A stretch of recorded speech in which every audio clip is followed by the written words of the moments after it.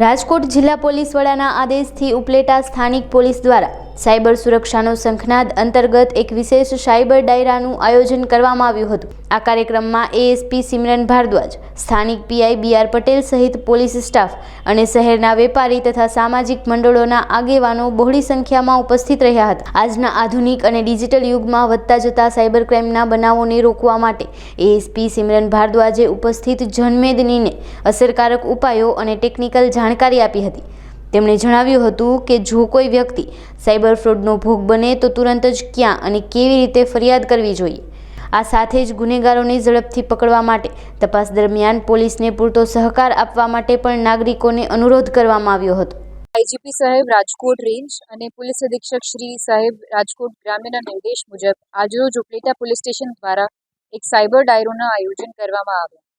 જેમાં ઉપલેટાના લોકોને ભાગ લીધો। આ સાયબર ડાયરામાં ગુજરાતમાં વધતા સાયબર ક્રાઇમ અને એના અટકાવવા માટે શું કરી શકીએ આ લોકો દ્વારા ડિસ્કસ કરવામાં આવ્યું છે,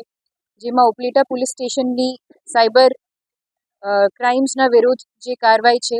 એની પણ ડિસ્કસ કરવામાં આવી છે અને લોકોમાં આ અવેરનેસ ફેલાવવામાં આવી છે કે કોઈ પણ ઇન્સાન સાયબર ક્રાઇમનો ભોગ બની શકે છે અને એમાં એવું કોઈ દોષ નહીં થાય અને એવું કોઈ બનાવ કોઈના સાથે બનીએ તો આ જે ભારત સરકારની સાયબર હેલ્પલાઇન છે 1930 એટલે કે 1930 એમાં તરત જ કોલ કરી શકીએ છીએ અને તરત જ આ ઉપલેટા પોલીસ સ્ટેશનને જાણ કરી શકીએ છીએ અને એના જે સાયબર ફ્રોડના લોકો ભોગ બને છે એ પોલીસના જાણ કરવાથી એને લગભગ જેટલું પણ થઈ શકે એટલું 1930માંથી ઓનલાઈન પૈસા રિફંડ મળે છે અને જે અપરાધી છે એના સુધી પણ પોલીસ પહોંચે છે।